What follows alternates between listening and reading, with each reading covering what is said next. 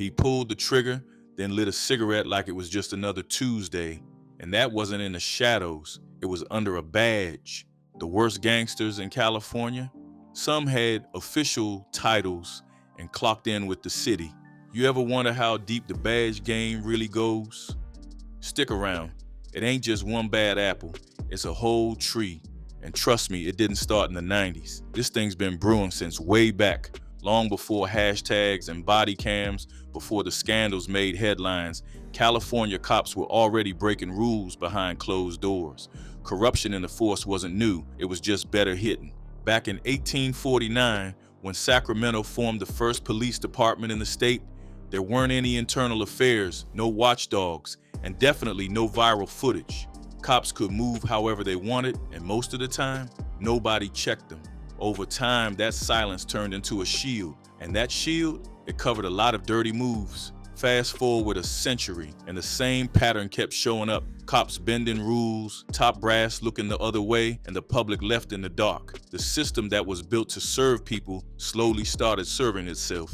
By the early 1900s, Los Angeles had already built a rep. The LAPD, one of the largest forces in the country, had layers of problems. From bribes to beatings, the badge was starting to blur with the street, and no one made that clearer than the man we're about to meet next. This story ain't about catching one bad cop. It's about tracing the roots. Because when a system gets used to eating its own rules for breakfast, you gotta ask, who's really running things? And before we talk Rampart or Leasure or Collins flipping for drug lords, we gotta go back to where it all really started, back when gangster behavior was coming straight out the chief's office. James Edgar Davis didn't just carry one gun, he carried two.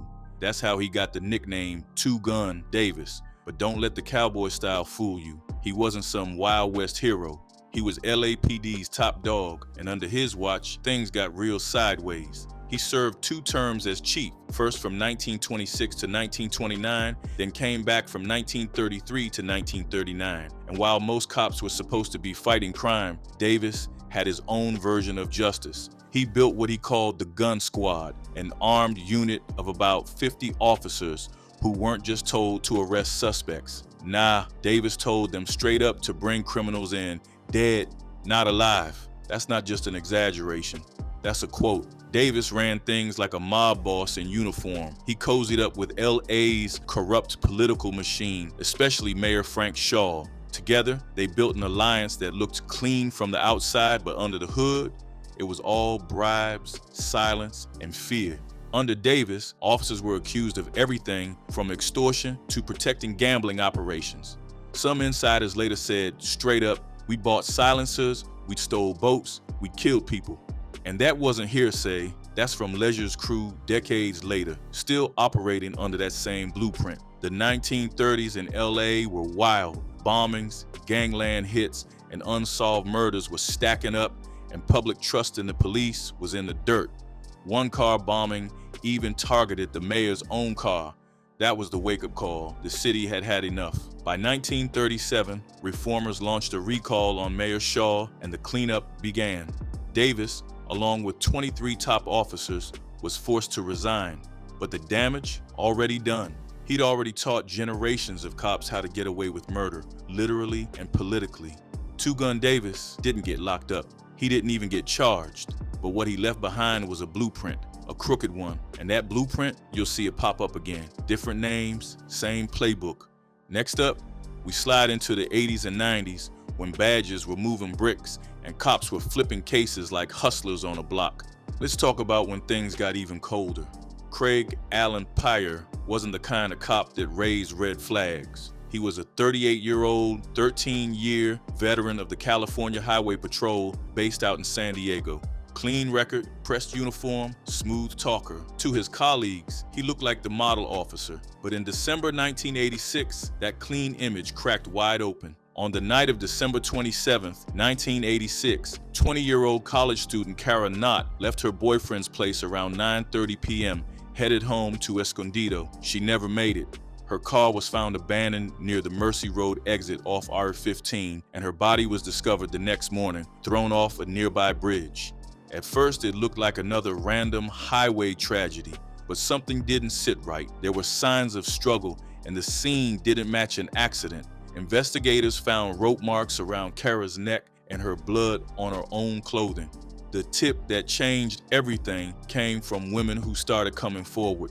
Multiple young women reported similar encounters on that same stretch of highway. They described being pulled over by a CHP officer in a patrol car, led to isolated spots, and harassed. One name kept coming up, Officer Craig Peyer. It didn't take long for things to unravel. A rope matching the markings on Kara's body was found in Peyer's trunk. Blood evidence from the scene matched both Kara's and Peyer's rare blood types. Prosecutors said he struck her with a flashlight, strangled her with a rope, and tossed her body like trash. In 1988, after his first trial ended in a hung jury, Peyer was retried. This time, the jury convicted him of first-degree murder. He was sentenced to 25 years to life and was sent to Folsom State Prison, where he remains. He lost his badge, his pension, and his reputation, but Kara Knott lost her life. The case shook public trust in the CHP. It forced the agency to rethink how they track traffic stops and how often officers work solo. And more than anything, it reminded Californians that just because someone wears the badge doesn't mean they're not dangerous. Now flip the calendar a couple decades ahead, and the uniform didn't change much, but the game did. Instead of pulling women over on the freeway, these next two used unmarked cars and Hollywood connections to prey on the most vulnerable. James Nichols and Luis Valenzuela were LAPD veterans assigned to undercover narcotics duty out of the Hollywood division between 2008 and 2011. That position gave them power, access, and just enough cover to get away with some of the dirtiest behavior seen in modern LAPD history. They weren't just working drug cases, they were using their position to track down female suspects, mostly women with drug records or working the streets, and turning their badge into a weapon. The pattern was the same every time. Pick up a woman in an unmarked car, promise to cut her a break, then pressure her into sex. If she resisted, the threats came: charges, jail, or worse. Valenzuela was usually the one who made the moves. Nichols stood guard. One victim testified that she was taken to a secluded alley, assaulted in the back of the police car, and told not to say a word. Another woman was approached under the promise of working as an informant. Same outcome. These weren't one-offs. The LAPD later admitted the assaults happened over a span of 3 years, and the number of women could be even higher than reported. It only came to light after multiple women, years apart, started naming the same two officers. At that point, the department could no longer ignore it. In 2016, both men were charged. They pled no contest in 2018 to multiple counts of forcible rape and sexual assault. Each was sentenced to 25 years in prison, but the damage they did went beyond just the victims. It cut deep into the credibility of the LAPD, especially in neighborhoods where distrust was already sky high. The city of Los Angeles paid out millions in civil settlements to the victims, but no payout could really fix what those women went through, or what it meant for women who still had to walk those same streets, unsure whether the next cop to pull up was there to help or harm. After the scandal broke, LAPD introduced stricter rules for undercover work, increased oversight, and mandatory check-ins. But none of those policies came in time for the women hurt by Nichols and Valenzuela. This case wasn't about split-second decisions or messy policing under pressure. It was calculated, it was cold, and it was one more reason why, for a lot of folks in LA, the uniform doesn't always mean safety. Sometimes it's the opposite. By the mid-1990s, Los Angeles had already seen its share of crooked cops, but nothing hit quite like the Rampart scandal. This wasn't about one bad cop. This was an infestation. Dozens of officers, mostly tied to the LAPD's elite anti-gang crash unit out of the Rampart division, were exposed for running their own criminal playbook. And right in the middle of it, Rafael Perez. Perez joined the LAPD in the late 80s. By the time he hit the Rampart division in the mid-90s, he was moving with confidence. He knew the rules and how to bend them. Crash unit was supposed to target gang violence, but inside that unit, some officers started moving like they were above the law. In 1998, it all started to crumble when 6 pounds of cocaine went missing from an evidence locker. Turns out, Perez was the one who took it. But he wasn't just moving weight, he was ready to talk. To avoid a long stretch in prison, he cut a deal and spilled everything. And what he laid out, crazy. Over the course of 35 interviews, Perez admitted to planting evidence, framing innocent people, beating suspects for fun, and even shooting an unarmed man, Javier Ovando, then lying in court to send him away. Ovando got 23 years. He was paralyzed from the shooting.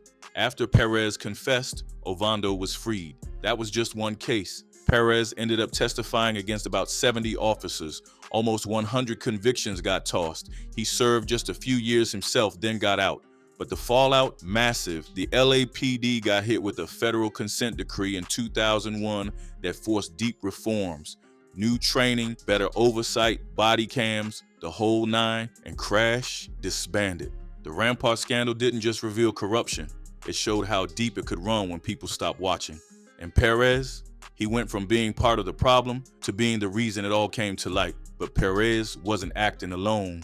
The next cop on this list took things to another level. Fake raids, real guns, no cameras. And he wasn't just in it for the thrill, he ran it like a side hustle. Ruben Palomares wasn't just some random dirty cop, he was a Golden Gloves boxing champ, known for being tough, disciplined, and confident.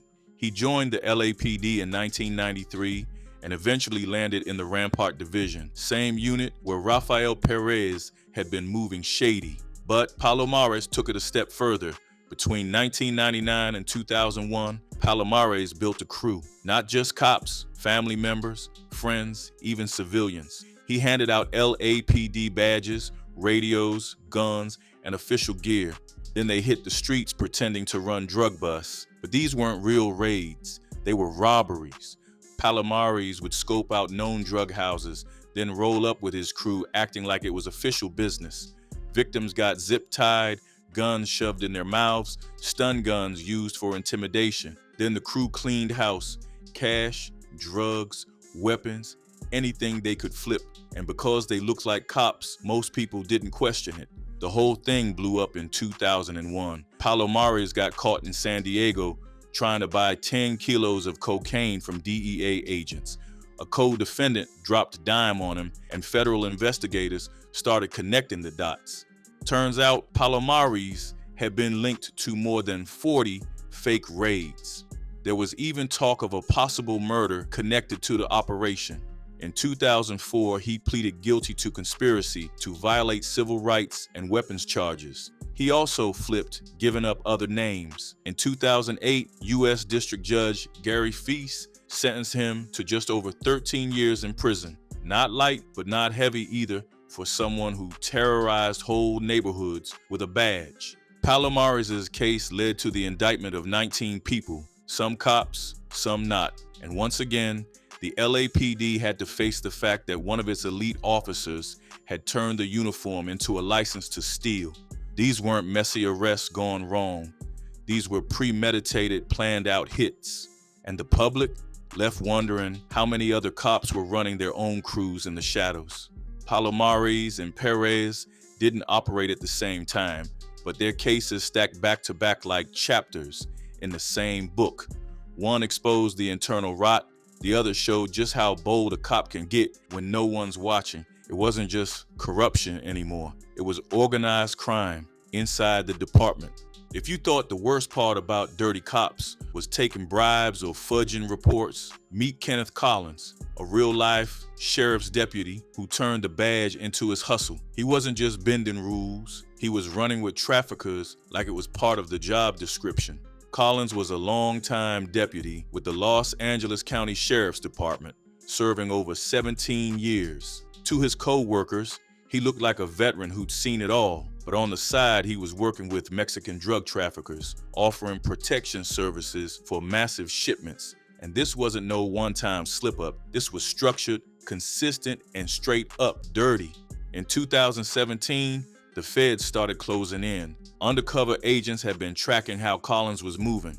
What they found was wild. Collins wasn't just turning a blind eye, he was actively setting up transportation routes for cartel loads. Cocaine, meth, marijuana, heavyweight.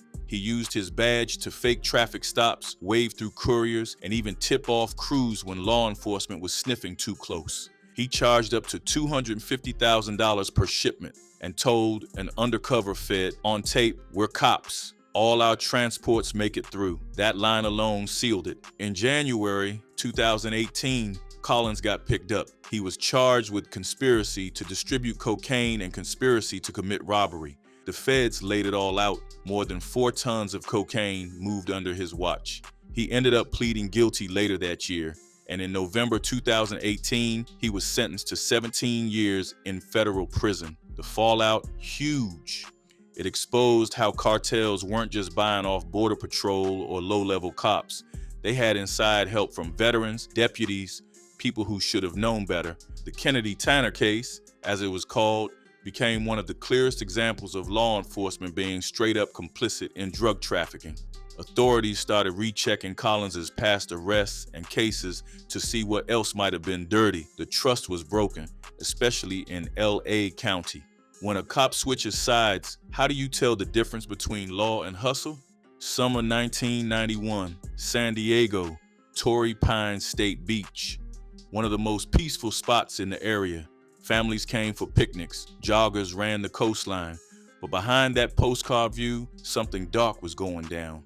A series of violent sexual assaults and robberies had been creeping across the area for weeks. No leads, no witnesses, and the man responsible, he was patrolling the same beach he was terrorizing. Officer Henry Hubbard Jr. Hubbard joined the San Diego Police Department in the late 80s and was considered a rising star. He even graduated top of his class in the police academy in 1987. But none of that mattered once the truth came out. Over 2 months in 1991, Hubbard launched a string of early morning attacks, 7 known victims. Armed with a rifle, he would approach people, usually couples or lone joggers, and force them into submission. He robbed them, he sexually assaulted them, and he kept getting away with it. The case finally broke wide open on August 15, 1991. Hubbard targeted a group of 3, including up-and-coming actress Charisma Carpenter, who later starred in Buffy the Vampire Slayer. Hubbard held the group at gunpoint, but this time, things didn't go as planned. One of the men with Carpenter, Arthur Garcia, fought back. So did the other, Aldo Ochoa. They managed to stab Hubbard in the arm and bite off part of his ear. He ran, but he didn't get far. When cops showed up and started collecting evidence, they found a police-issued flashlight left at the scene. It had Hubbard's name engraved on it. DNA later confirmed the match. Game over. The charges came quick and heavy. In total, Hubbard was hit with 38 felony counts. Everything from rape and kidnapping to attempted murder. 18 of those charges were from that one August 15th attack alone. Rather than put his victims through a full trial, Hubbard pleaded no contest. In 1992, he was sentenced to 56 years behind bars. He'd serve a minimum of 28 years, with credit for time already served. Prosecutors called it one of the most disturbing betrayals of the badge in San Diego history. After the case, public trust took a nosedive. Questions started flying about how Hubbard had passed psychological evaluations, how he went unnoticed for so long, and how an officer could hunt the same beach he was sworn to protect. San Diego PD faced heavy criticism, and new mental health screening procedures were introduced shortly after. But the damage was already done. A peaceful beach now had a stain it couldn't shake. And for a lot of locals, the badge didn't just lose meaning, it became a warning sign. Now let's rewind the clock to the late 70s and early 80s, when an LAPD traffic cop named William Mild Bill Leasure was living 2 lives. In uniform, he was chill, soft-spoken, polite to a fault. Folks called him Mild Bill for a reason. But off duty, he was pushing stolen yachts, running with hitmen, and plotting murders. Leasure served 17 years with the LAPD, mostly writing traffic tickets and blending in. Nobody suspected a thing. But in 1986, it all started to crack. The FBI and a joint task force had been watching him, and when they raided his home, it was like opening a Hollywood crime set. They found silencers, stolen cars, stacks of fake boat documents, and maps marked up like he was planning heists. Turns out, Leasure and his wife were deep in a yacht theft ring. They'd steal high-end boats from docks up and down California, forge ownership papers, and flip them to out-of-state buyers. They called the scam Thunderbolt after his personal boat. That was just the surface. The deeper investigators dug, the uglier it got. Dennis France, a known hitman, came forward and told the feds that Leasure had hired him to carry out hits. One victim, Ann Smith, was a beauty salon worker gunned down in 1980. Another was jazz musician Tony de los Reyes, murdered in 1981. Both had messy divorces going on, and their ex-spouses had allegedly paid Leasure thousands to make them disappear. France testified that Leasure paid $3,500 for one hit and $1,000 each for the others. Leasure didn't pull the trigger himself, but he coordinated everything. That was enough. In 1991, Leasure faced trial for multiple murders. After hearing tapes of France explaining the setups, Leasure copped a plea. He pled no contest to 2 counts of arranging murders for hire. Judge Stanley Weisberg handed him 2 concurrent sentences of 15 years to life. That was it. No yacht charges stuck. Everything else was dismissed in the deal. By 1993, Leasure was locked up in Folsom. The case left LAPD looking clueless. Nobody saw it coming from Mile Bill, but it showed that being quiet doesn't mean being clean. In fact, the quiet ones sometimes got the most to hide. His name doesn't come up as often these days, but back then, Leasure was the blueprint for the officer living a double life and getting paid in blood. Fast forward to the 2000s, and California had a different kind of scandal brewing. This one didn't involve back alley deals or stolen yachts. It was about straight-up betrayal from one of the top cops in LA County, Sheriff Lee Baca. Baca started off with the Los Angeles County Sheriff's Department back in 1965. By 1998, he had climbed all the way to the top, running the nation's largest sheriff's department. He was seen as a reformer at first, pushed jail education programs, talked about rehabilitation, but behind all the photo ops and speeches, Baca was playing defense for some real shady business. In 2011, the FBI opened a secret investigation into violence and abuse inside the LA County jails. The stuff they were hearing, inmates getting beat up, deputies covering it up, and a culture that treated rules like suggestions. Lee Baca didn't just look the other way. Prosecutors said he actively helped shut the feds down. The sheriff's department was caught hiding an FBI informant from federal agents, moving him around the jail system so he couldn't be reached. Baca and his top aides also threatened agents and messed with witnesses. It was classic obstruction, just done with badges. In 2017, after one trial ended in a hung jury, Baca was retried and convicted of obstruction of justice, conspiracy, and making false statements. The judge didn't hold back. He told Baca no person is above the law. He got 3 years in federal prison, but that wasn't the end. In 2021, the U.S. Supreme Court tossed out part of Baca's conviction based on a legal technicality, Rehaif v. United States. So he went back to court in 2023. This time, he got off on the obstruction charge, but the lying charge stuck. He didn't serve any extra time, just the same 3 years, already credited. By then, Baca was dealing with dementia. He's now in his 80s, but his downfall left a deep crack in public trust. During the investigation, more than 20 deputies were convicted. The case made it clear, even the man at the top can get caught in the mess, especially when he thinks he can control the outcome. Lee Baca went from being a highly respected leader to a cautionary tale, and the LASD had to pick up the pieces of a department whose leader got caught up trying to protect the very things he claimed to be fixing. Joseph James DeAngelo Jr. might be the most disturbing name on this list, not just for what he did, but for how long he got away with it. Before the public knew him as the Golden State Killer, he was just a regular neighbor in Citrus Heights. Retired, quiet, used to be a cop, but for over a decade, he was California's biggest nightmare. Between 1974 and 1986, DeAngelo committed at least 13 murders, over 50 rapes, and more than 120 burglaries. He moved through Northern and Southern California with a pattern that was both calculated and terrifying. He'd break into homes, tie up the husband, rape the wife, sometimes forcing the husband to watch.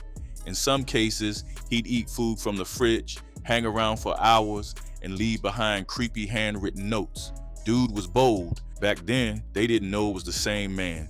He had multiple nicknames: East Area Rapist, Original Night Stalker, Visalia Ransacker, but it wasn't until decades later that the puzzle started to come together. And the wild part?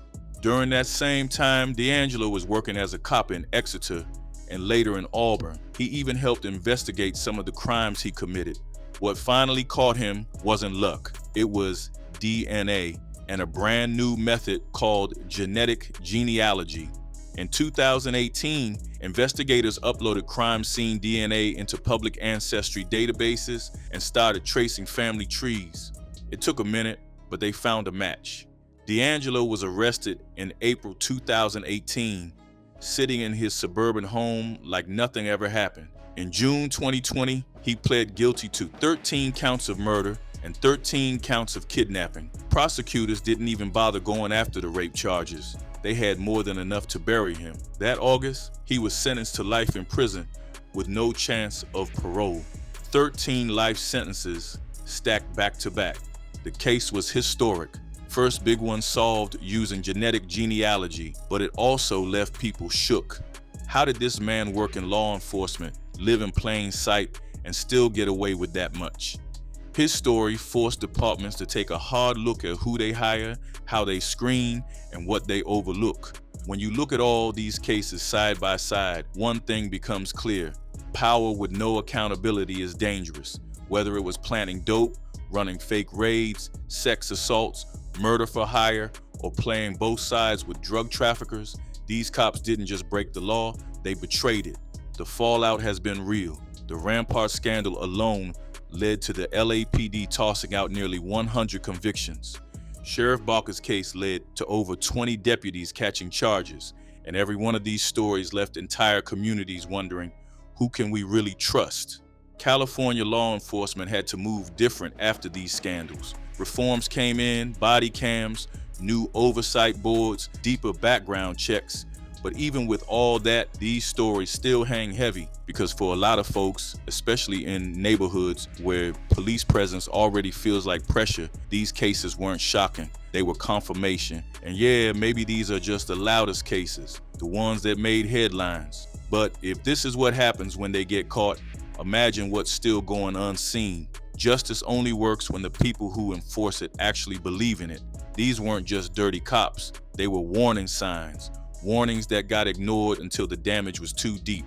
This list ain't about hate for law enforcement. It's about truth, because you can't fix what you won't face. And if California's history shows us anything, it's that no badge should ever be above the law.